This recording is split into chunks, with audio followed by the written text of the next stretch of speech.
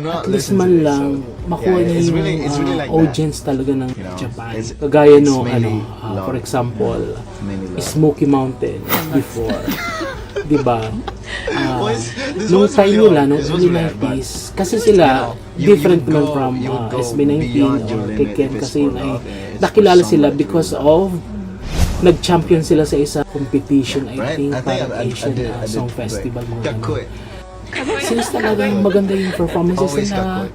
yung kasi hindi lang isang gabi yung ginawa.